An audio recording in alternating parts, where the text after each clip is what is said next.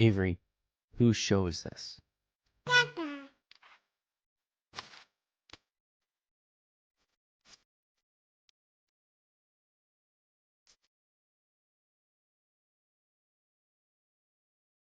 And we're live. Welcome, everybody, here to the Lakers Lounge Podcast. I'm Anthony Irwin, Senior Lakers Insider and lead content creator for Offside. Joined on this, I'm not going to lie, it's kind of a dismal Sunday. My fantasy teams, both of them, this was the first year in a while that I was in 2 leagues, and it showed.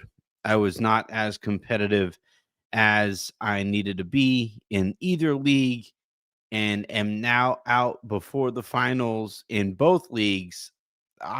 This is a first. I'm not normally out before the money can be won, and you know what? Just got to strive to be better every day, a little bit better every day. But today on the show, we're going to be answering your guys' questions. I have a couple of thoughts coming off of that loss to the Clippers.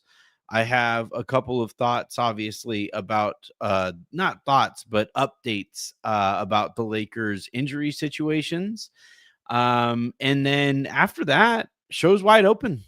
So I have one question from the iTunes mailbag, which, as a reminder, hit me with a 5-star review, and I guarantee that I will answer that question as soon as chance I get. And but after I answer that question, and I think it's like a 2-parter. So once I get through that answer, show is wide open. So whatever questions that you guys have, hit me with them in this mailbag episode and Q&A episode, and I will get to them. Obviously, best way to make sure that your question or comment or topic is covered is to leave it with as a super chat. But whether you do that or not, totally your call. What I do request, though, is put a question mark at the end of your question so I know that it is a question while I quickly scroll through this while I'm talking about the previous question. So that's all that I kind of asked there. Plan for this week, seeing as it's Christmas week, is obviously recording tonight, tomorrow, and Tuesday. Might record Christmas Eve during the day. That would be Wednesday. Not planning on recording on Christmas because we are hosting Christmas here at the house.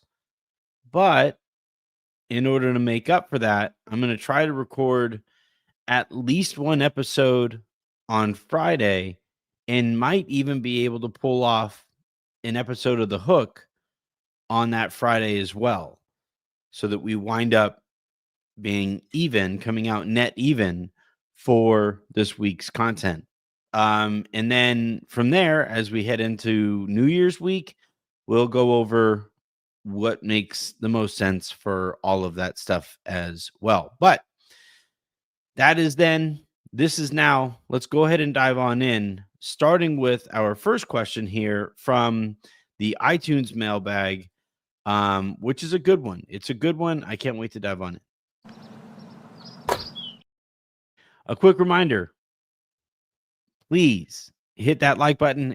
Please hit that subscribe button. Please turn on your notifications for the channel. Please tell your friends about the show as well. And then if you guys are listening to this in its podcast form in the morning, please hit that subscribe button wherever it is that you get your podcast, preferably on Odyssey, but I don't care. And also 5-star reviews wherever it is that you get your podcasts.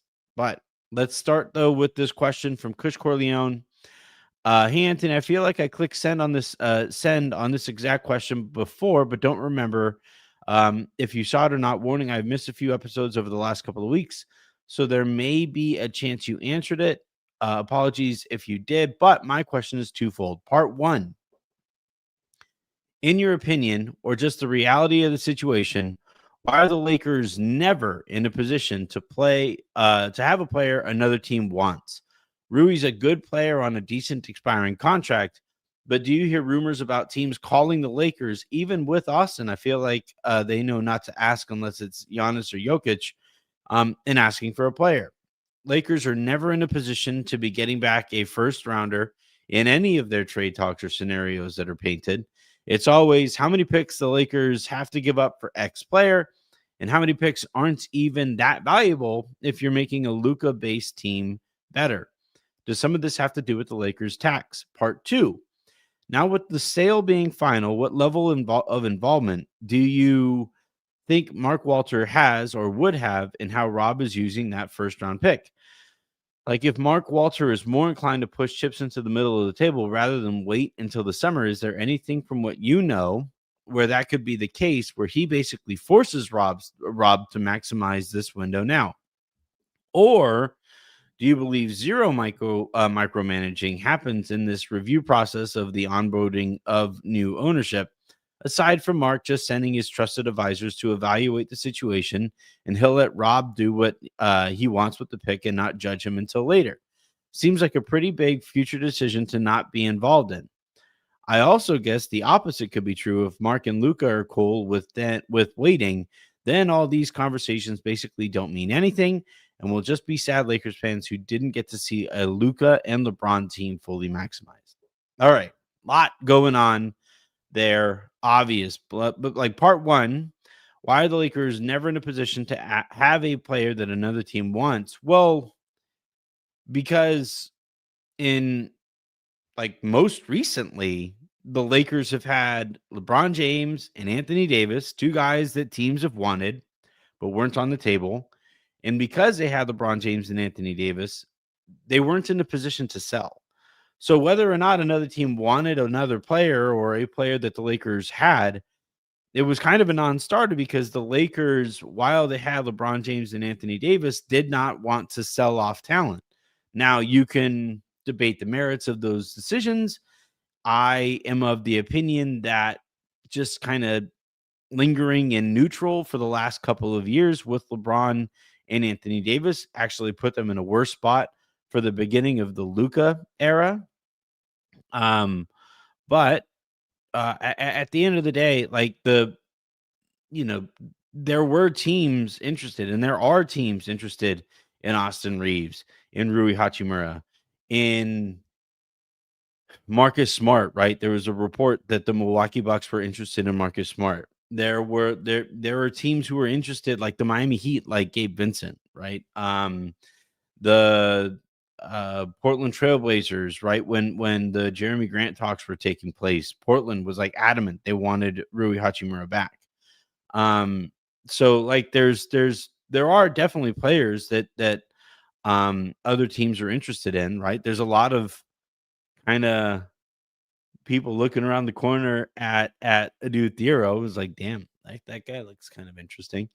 Um, I think there are definitely teams that are looking to potentially buy low on Dalton Connect and see if they can get him in their system and try to turn his career around. Like there are, but my point is like there is definitely interest. It's that interest bumps up against what the Lakers are trying to do right now, which if you're the Lakers, you have LeBron, you have Luca, you have Austin. The DeAndre Ayton signing has worked out well beyond any of your wildest dreams.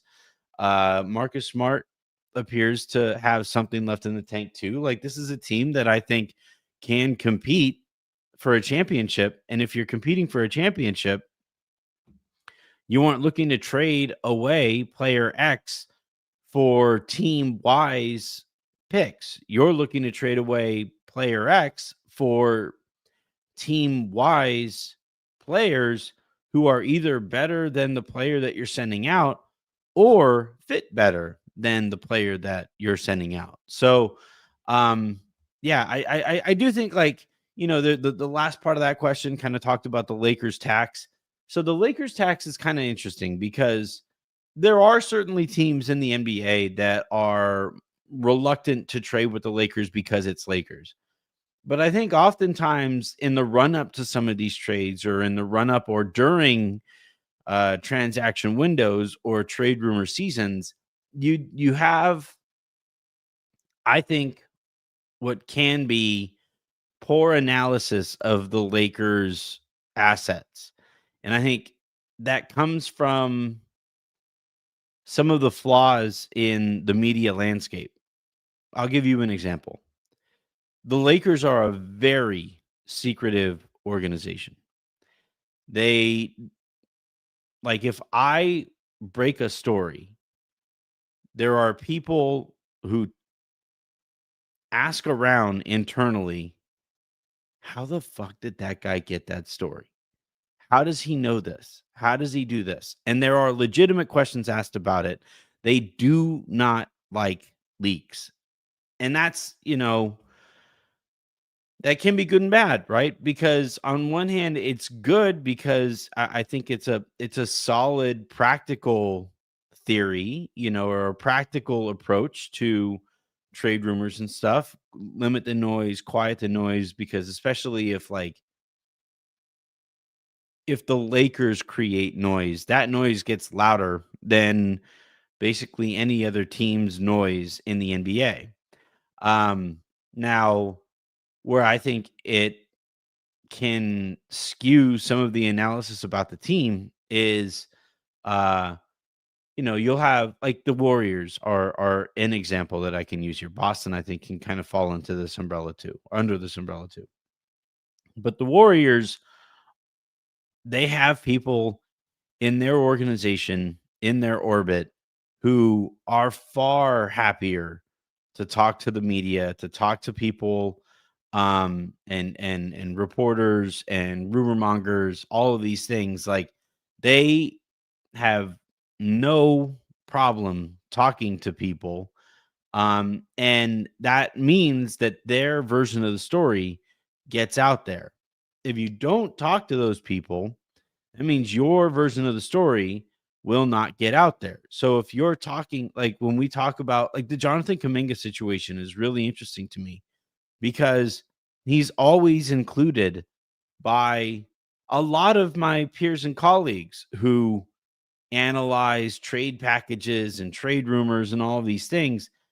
And Jonathan Kaminga is always somehow the centerpiece of a lot of these deals for good players. And I'm sitting here like, what? This guy doesn't understand what it means to win in the NBA in 2025 heading into 2026. This guy is on the outskirts of the the rotation and the culture of one of the steadiest organizations in sports when it comes to like on court or sideline leadership. And Jonathan Kaminga is the kind of guy where it's like you my daughter is the kind of person who and I know I'm biased, but just having seen her interact with people and her friends and stuff like that. And my wife is like this too. Jen is like this too, where if you can't get along with Avery or if you can't get along with my wife, that's a you problem. Like if you have a problem with Jen, I that to me reflects poorly on you far more often than not. Doesn't mean she's infallible, and I'm obviously biased. I like the other end of the spectrum here is that like I know I cannot be everybody's cup of tea. The other day, somebody sent me like some Reddit posts about from like, people like ranking Lakers reporters or content creators or whatever, and somebody was like, "Why do they hate you so much over there?" And it's like, I get it. I'm a lot more opinionated. Um, like I I don't really beat around the bush when I have a problem with things that the Lakers are doing. And Reddit is for like the most homer of Lakers fans, right? So like I'm not necessarily surprised that I'm not very popular over there. I'm not necessarily surprised when I find out that like so and so in like my neighborhood or something like that has a problem with. I think I get it sometimes. I can kind of rub people the wrong way. But like if you don't get along with Avery or if you don't get along with Jen, that tells me like that's probably a you thing. All right. And so like when it comes to uh like the the culture that exists there with the Warriors, or like back in the day with the Spurs, or like, think of all the steadiest, like the Dodgers are another example of this, where like if you can't figure it out in those organizations surrounded by that kind of leadership, if you don't thrive there, you're probably just not going to thrive. There are maybe some exceptions to the rule, but it should have been a pretty big red flag to people that about like Kawhi Leonard, the leader, that it ended so poorly with the Spurs, right? Like when he left the Spurs the way that he did, that probably should have been a pretty like bright red flag to everybody. They're like, wait, you couldn't get along with Tim Duncan? Huh? You couldn't get along with Pop? Okay. Doesn't mean he wasn't talented. That he eventually won with the Toronto Raptors, though that title is obviously propped up by the fact that Kevin Durant got hurt and Klay Thompson got hurt. But like when he went to Toronto, and there's some stuff out there now about like how weirdly he handled that situation in Toronto. And then he gets to the Clippers, and he's one of the worst leaders that, when you talk about the ratio of talent to leadership qualities, Kawhi probably scales out about as poorly as anybody who has ever played any sport who is that good at it.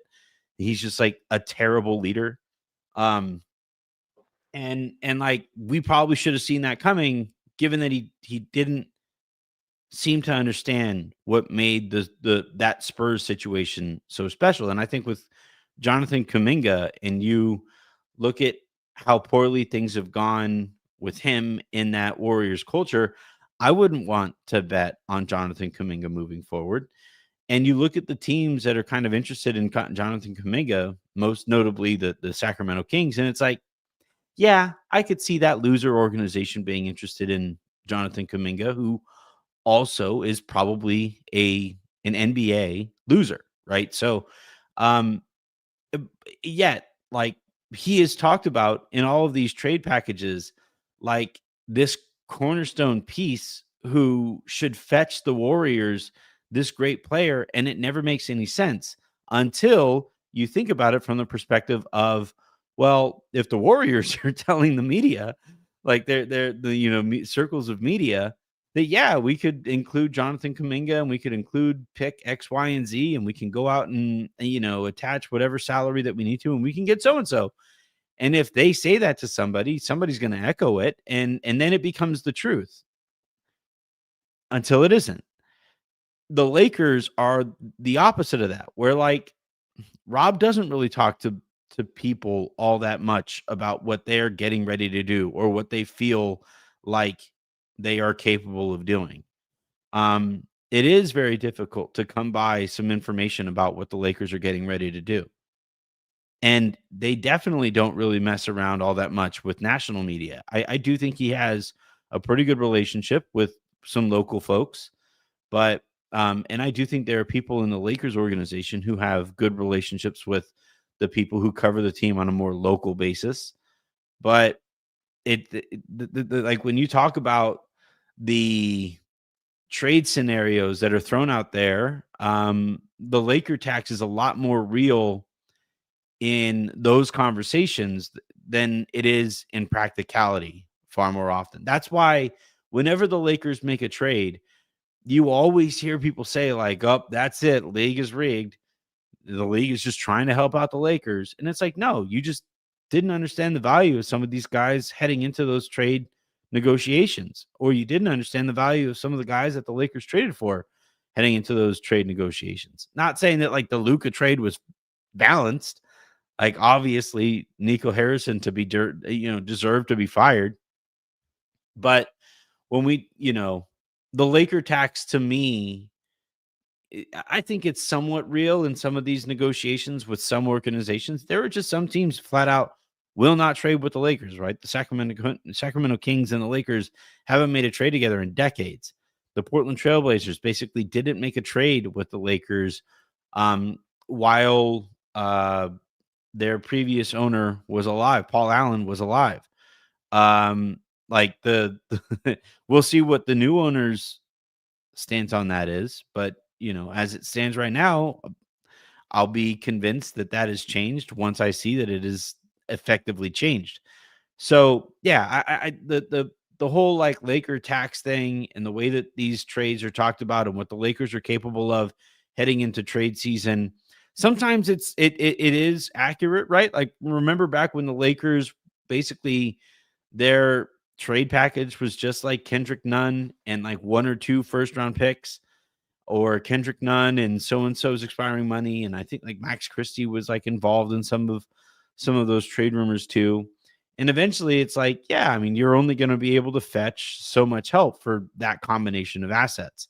Um, but like now, the way that people talk about Rui as if he's just expiring money is fucking bananas.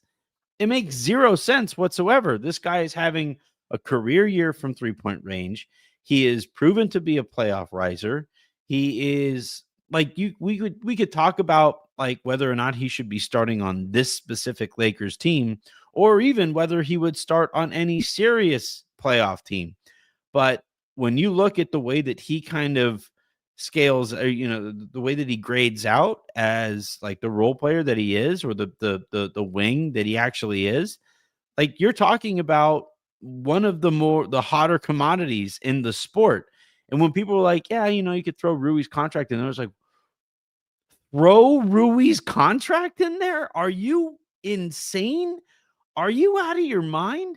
I understand you're not talking to very many Lakers people, and they aren't making this case for Rui to you, but think some of this stuff out before you say it out loud, right? So, um, yeah, I think we've gotten a little sidetracked, and I've ranted and raved about this a little bit too long, but yeah, I just think a lot of the way that we talk about the Lakers trade assets and the Lakers potential as a trade partner a lot of times kind of highlights some of the issues with the NBA media landscape. Second half of that question: will Mark Walter place his finger on the scale when it comes to what the Lakers are getting ready to do with their pick? I don't believe so. Um, Now, maybe it's different because Rob Pelinka isn't specifically a Mark Walter guy, but that is not what he did with Ned Coletti when he took over with the Dodgers, when Walter took over with the Dodgers. Um, he for damn sure doesn't force Andrew Friedman to do anything with the Dodgers. Like he's very much the kind of guy who's like, all right, I give you the resources, you maximize the resources until you don't. And when you don't, we'll find somebody who will. And now the Dodgers obviously haven't had to find somebody new since they hired Andrew Friedman. So that isn't something that like they're all that worried about. But I don't ever get the sense that Mark Walter has like specifically told Andrew Friedman, no, no, no, you're going for it this year, and this is how I want you to go for it. Um, and I don't believe he would do that with Rob Pelinka. He is going to want to see how Rob operates. He wants to see at what level of success Rob attains, and based on that, will make a decision as to whether Rob will continue in this position once Jeannie steps away, or that 5-year period is gone. Um, like he's not going to force Rob to do anything. He's going to see how Rob works and then make a decision from there. Might not be what you want to hear, but that's just how Mark Walter tends to operate. Because at that point, like Mark Walter is very much the kind of guy who, or the kind of owner who feels like if he has to force his front office to do something, then that work dynamic isn't working. That would mean that front office isn't qualified to operate like that. So he would be more likely to fire the person who he feels like he needs to force into doing things rather than actually make that effort or actually take that next step of actually forcing somebody to do something. So I whatever the Lakers wind up doing this trade season and whatever the Lakers wind up doing while Rob is still manning that steering wheel, that is 100% on Rob, and it's always been 100% on Rob. Like, you could talk about what LeBron wanted them to do or what Anthony Davis wanted them to do, but at the end of the day, the only way that you can do that math or analyze what the Lakers front office does or is capable of is to just hold them accountable for the decisions that are made or praise them for the decisions that are made.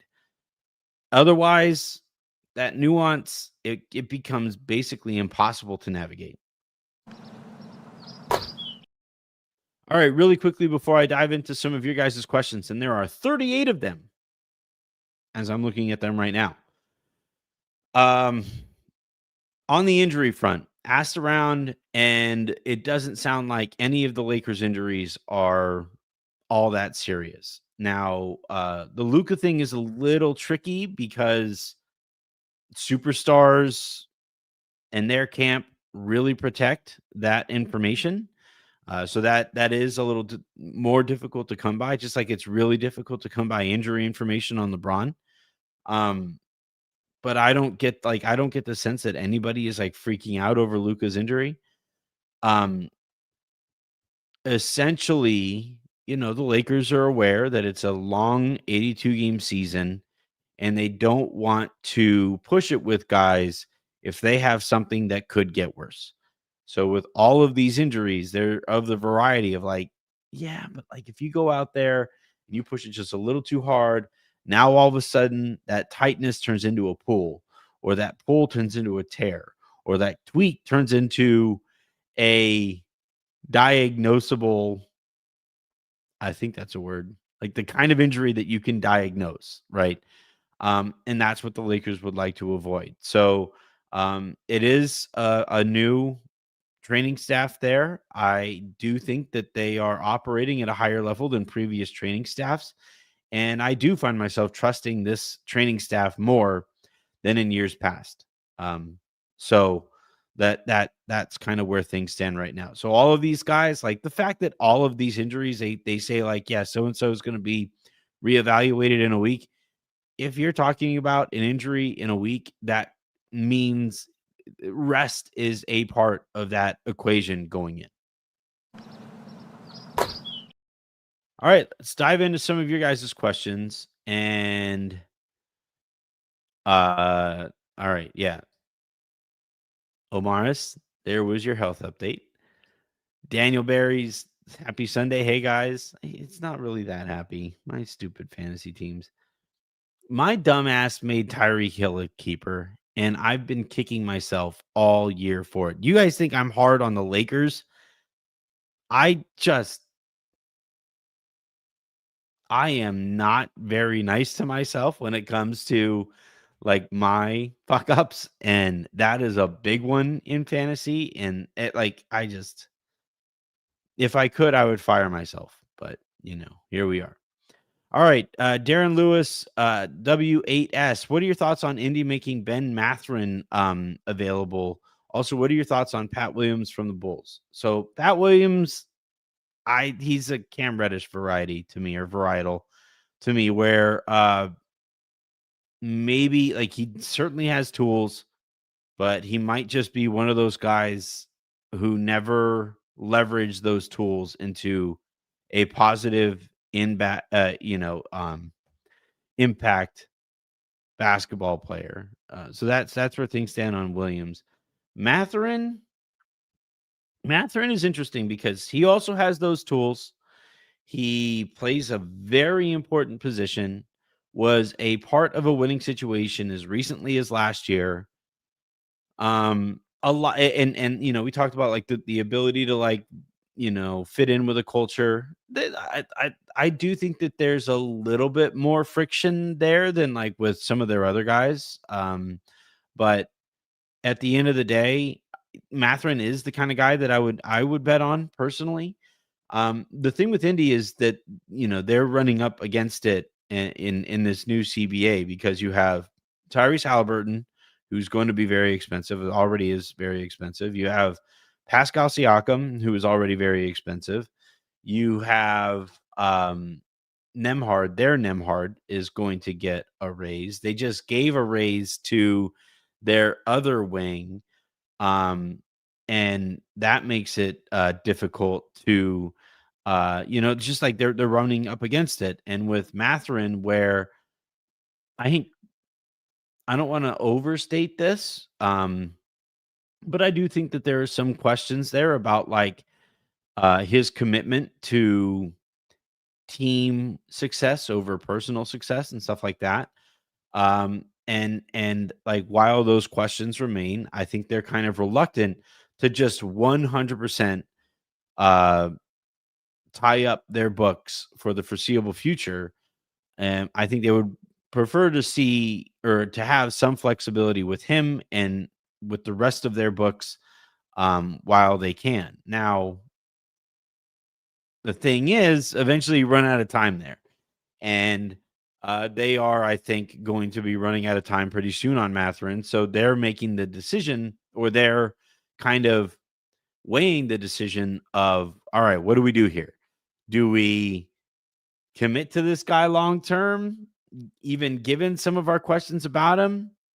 Or do we try to trade him to someone and then try to basically draft his replacement and have his replacement um, cost controlled for a while? So Matherin is I would 100%. I'd be thrilled if the Lakers could. I said this last year. I think you could search at Anthony Irwin LA and Ben Matherin. I think there's a tweet out there of me saying like he's exactly the kind of player I would want. Especially, I think that was before they got Luca.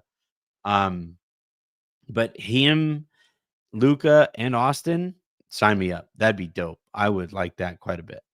But he's going to be expensive. Like the Pacers, they might be aware of the limitations in the salary cap that they might have, but that doesn't mean that they're going to like give this guy away. So if you do trade for Ben Matherin, that price is going to sting a little bit, because he did help them win to the extent that they did last year, and is still, I think, a very uh useful player.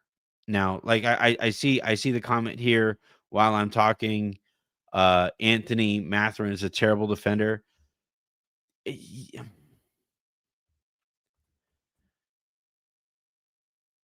I think he is an undisciplined defender, but he very much has the tools to be a good defender.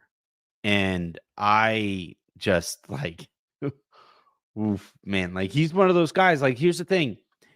The Lakers don't have the assets to trade for or to like when you look at like a situation like OKC, they have enough assets to trade for almost any player in the NBA. And not only do they have the assets to trade for almost any player in the NBA, but they have the assets to do that, and it wouldn't hurt that much whenever they trade for that player.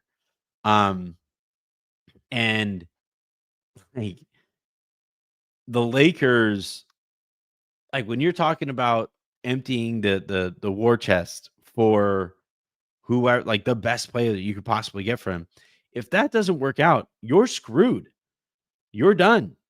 And like Matherin is the kind of guy who I think, it would sting a little bit, but he wouldn't cost everything. He wouldn't cost Rui and the first, right? He wouldn't cost Rui and the first and Thiero and a second and a pick swap. Like it wouldn't cost as much to get to land Ben Matherin. Now that means, however, just like these other guys, right? Like I talked the other night about KCP and Drew Holiday. Like those are guys who wouldn't cost everything to go out and trade for those guys. Um, and because of that, there are going to be questions about that acquisition. Like that isn't going to be the perfect acquisition. Herb Jones is about as close, I think, as you could possibly get to the perfect acquisition. He would cost everything. He would cost Rui and the first and the second and swaps. And Rob Pelinka might have to name like his grandson after uh, Joe Dumars. Like it would just like it would cost a lot to get Herb Jones right now. And it's because he would step in and immediately be exactly what the Lakers need. It's just like DeAndre Ayton was only available because some team got fed up waiting for him. Marcus Smart was only available via buyout because nobody wanted to trade for him and the contract that he would have had to play under had they traded for him. So, and both of those guys had holes in their game, holes in their reputation, injury concerns. Like that's why they were available in the ways that the Lakers got them. And for some of the guys that we're talking about here, yeah, would I freak out and, in Pete's words, run around my neighborhood naked because they traded for Kentavious Caldwell-Pope? Absolutely not. I'd be like, man, he looked a little stiff in Orlando and he hasn't looked much better in Memphis. Now there are reasons to believe that he would look better with the Lakers, but man, that's a gamble. And that's basically like there is no player that you could trade for without wincing a little bit or without putting beer goggles on to hope that that player turns out to be X, Y, or Z. Without trading everything that the Lakers have right now. And that's the complicating factor in how the Lakers have to approach this trade season. Let's see. Any chance LeBron takes less than $30 million so we can re-sign Ayton to a fair $15 to $20 million contract next year? LeBron's contract is going to be tricky because, if you've been paying attention, he's starting to get his legs underneath him and he's starting to look pretty bleeping good. And LeBron has been adamant his whole career, basically saying like, I am not going to take discounts for a team, period. Not after what happened in Miami. And I understand it, but that inherently means that not taking a pay cut becomes a higher priority than winning another championship. And I'm not judging him for that. Get whatever money that you can. But at the end of the day, like we do also have to just be honest about it. If you aren't willing to take a little bit less to put your team or this team in a better situation or give that team a better outlook at winning a championship, then that's not your top priority. So 30 to less than 30 million when he's currently making more than 50. I know that LeBron is a billionaire, and I know that he will continue to make a shit ton of money after he's done playing too, by way of his investments and stuff. And I know that he's made more money than God. So like, it's kind of hard to really kind of relate to the decision that he would have to make here. But I will believe LeBron takes that kind of a pay cut if or when it happens. If he continues playing at the level that he played last year, I think he'd rather retire than give up $20 million, like for the chance at winning a championship. But look, we can always hope. I guess I just don't see it. We have a couple of super comments, which means I get to play this bad boy. All right, first super comment comes from Justin Tyndall, who writes, "Give me Smith Jr. over Gabe every day."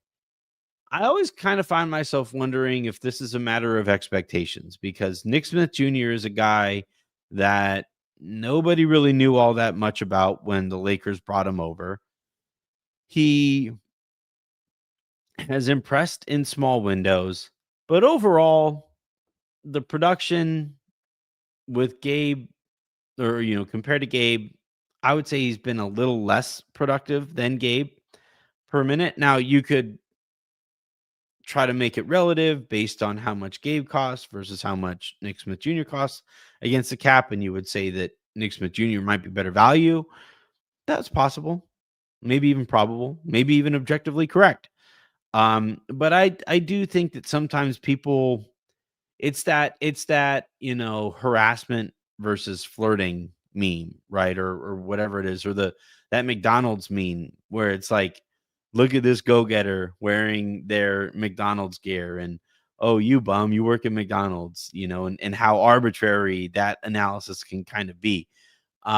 In this case with like Gabe and Nick Smith Jr., I think a lot of people just kind of don't notice it when Nick Smith doesn't play very well, but notice every single mistake Gabe Vincent makes, and then don't really notice it all that much when Gabe Vincent plays well or don't really acknowledge the things that he does bring to the table. But just stand up and applaud anytime Nick Smith Jr. ties his shoes correctly. So like I think that there's some relative expectations going on there. But what I will say though is just in terms of practicality and filling out this roster, I do think that there is some truth to, or there would be some prudence to moving Gabe and just like elevating Nick Smith Jr. to whatever it is that Gabe is currently doing in the rotation, because the player that does the things that Gabe Vincent is bringing to the table shouldn't cost you the amount of money that the Lakers are currently paying Gabe Vincent. And that is made even more true when you consider what you could potentially do with Gabe Vincent's expiring contract, and the amount of help that could bring you elsewhere in the rotation, especially at the top of the rotation. And at that point, Nick Smith Jr. would probably be playing, like, at that point, if you were to trade Gabe for the kind of player who would more effectively slot everybody underneath that player in the rotation, then Nick Smith Jr. steps into a role that makes a lot more sense for him and than it would for Gabe Vincent. And on top of that, he's cheaper. And on top of that, if he makes some mistakes that far down the rotation, then kind of who cares? Like that at that point, players that deep in the rotation always make mistakes and are never like your best players. So yeah, I understand, Justin, what you're talking about there. I do kind of chuckle the way that we talk about some of these guys just based on the expectations that we have for that player going in, or some of our feelings for that player going in. Kind of reminds me of like Baez. Was it Javi Baez or was it Rafael Baez? I forget. But the Dodgers had a pitcher, last name Baez, who everybody hated. But then you look at his profile and it's like, he's really not that terrible a reliever. He was just always put into situations that he was way underqualified for. And it was just, you never felt all that confident with him in those spots. And it's like, yeah, of course we don't feel confident in Baez right now. He's fucking Baez. What's he doing facing like the heart of the order in the 8th inning? What are we doing here? And then eventually he left the Dodgers, and other teams kind of used him in a more practical role. And I think those teams fans hated him a lot less than Dodgers fans hated him when he was a Dodger. So yeah, like role, expectations, all of that stuff plays a huge role in analysis. That's why Steve Nash has 2 MVPs. Ryan Lucas, LA, writes, feel like Rob has this last deadline to show what he's got. If you're Mark Walter, if assets aren't used, and Giannis and Jokic's better be en route. Yes, I agree with that. That, like, all right, if I'm Mark Walter and Rob Pelinka steps in my office and says, Mark, thank you for the comment about my jacket. 2 zippers is normal. But yeah, I am reluctant to trade a first round pick for Herb Jones, even though he would be exactly what we need right now and would immediately make us a championship contender, if not one of the favorites. But we could get Giannis, and that stance or that uh positivity, optimism, that worked on Jeannie Buss because she wanted and has always wanted Rob Pelinka to work out, right? She has never wanted to fire Rob Pelinka. And so when he says, "Yeah, I could do this. Oop, just wait another transaction cycle, and I could go get this guy." Um, she was she bought it hook, line, and sinker because at the end of the day, she didn't want to fire that guy. Mark Walter doesn't feel that same uh commitment to Rob at all. So, like, if he says, "Yeah, I'm not going to do this," versus, or "I'm not going to do this because I'm waiting for Giannis. I want to save all of keep our gunpowder dry for Giannis." If I'm Mark Walter, and I'm sure Mark Walter would say this, all right, but understand this is real opportunity cost, and you fucking better get Giannis. Otherwise, we're done here. You wasted that opportunity and didn't get that guy. Sorry, man. You're going to work right there at Spectrum with Ned Coletti.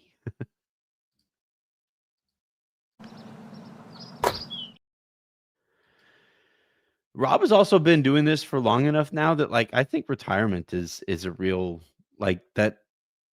I'm not saying it's calling his name or it's definitely happening anytime soon, right? But, like, you do this long enough. It's a stressful ass job. And this is not the kind of job that normal people have for large chunks of their lives, right? So, I do kind of wonder if it can eventually be framed as, yeah, Rob has ushered us through this last chapter. He wants to move on and retire, focus on family, yada yada yada, and that becomes the eventual explanation. Not like we have made the decision to fire Rob Pelinka in the same way that they did with Jesse and Joey Buss. Let's see. Scrolling back up, and let's see. Go Spurs go. Wrong channel, man. All right. I look, guys, I know you guys were waiting for me to do the injuries thing. I wanted more people here when I actually got to the injuries update, but for a refresher, because I see this blurry 10. You put injuries in your list. Yeah, I did.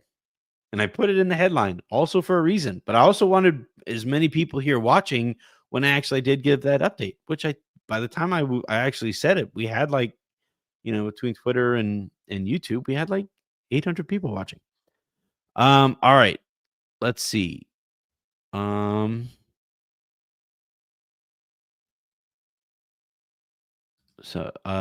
Galaxy 9936. What about Tari Eason? He would be another swing kind of player. Like he would be another, Tari Eason is the kind of player that like the Dodgers would go out and get and bring him into their organization. Tell him, hey man, we need you to focus on this, this, and this. We need you to work on this in your game. We need you to be able to do this on a basketball court with regularity. And if you can do all of that, you'll A, fit into our system better, and B, be the kind of player that more teams would be interested in, and thus maybe even get a raise. And again, like I've gone through the examples with the Dodgers that they've done that before. Eason is very much of that kind of caliber where it's like, man, if you could just put it all together. And he's already pretty freaking good. Like I like him as a player, but there are certainly also times where it's like, you'd be playing a little bit more if you were a little bit better at this. but yeah, like that, I'm sure that there will be conversations about Tari Eason with Houston just to see what his price will be and to see how his game is coming along and to gauge Tari's openness to folk having an organization tell him kind of what to focus on. And like that's going to be another part of this is like an additional question that I think the Lakers are going to start asking when they talk to teams about players is like, hey, this is how we're going to operate now. How do you think this guy would fit in that kind of an organization? Um, and depending on the answers that they get there, that might impact whether or not the Lakers will actually bring that player in.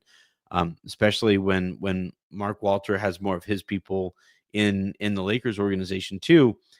There are going to be people who like they say, all right, I like this player, I like this guy's tools. How's this looking?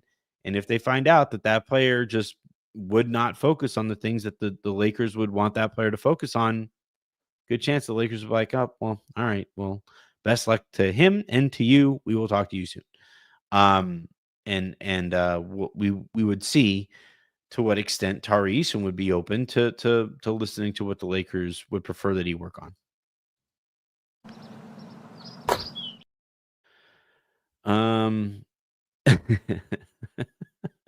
This is a funny comment just out of context. Yes. Yeah, please don't run around naked anywhere. Yeah, I live, like, right by a school too, so that would be real bad, real bad for your boy. Um,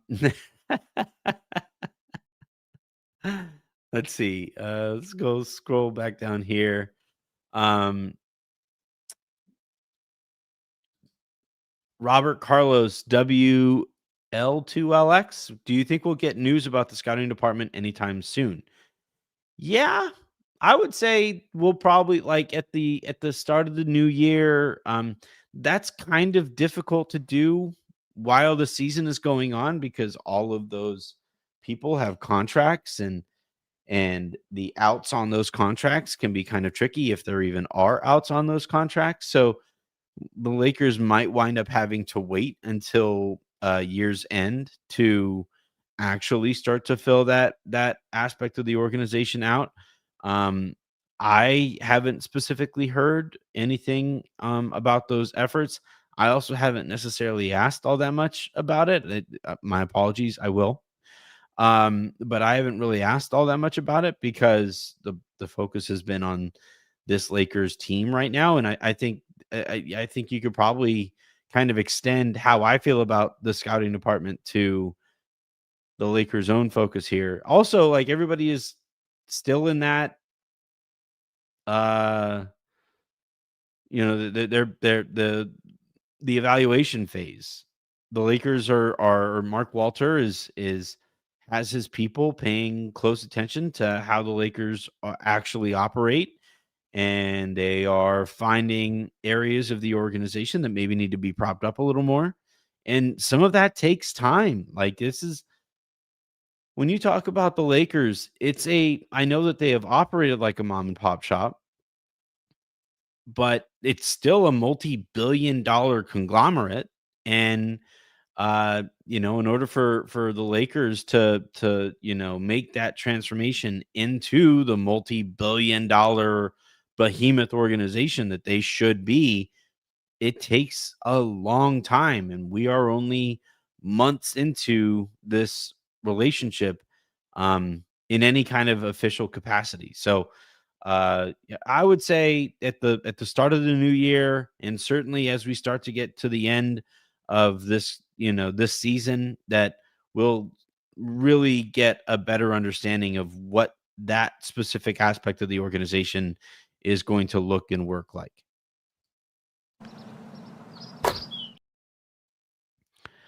Um, let's see.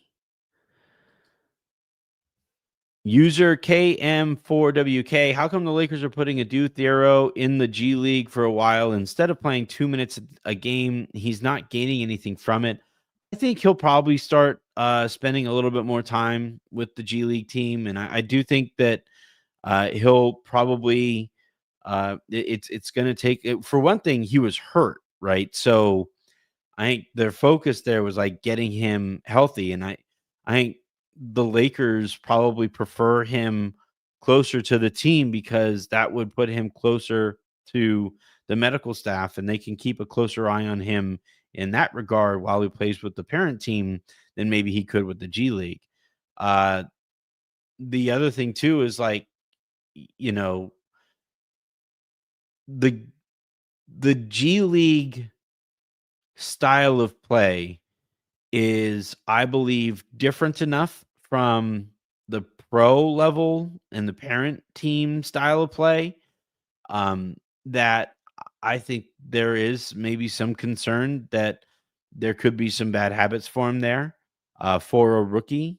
But all that said, I would, especially as guys get healthy and that rotation gets, if the Lakers make a trade and everybody kind of shifts down the rotation, that at that point the Lakers would start to include Thero with that G League team more often, and try to just get him on a basketball court more frequently.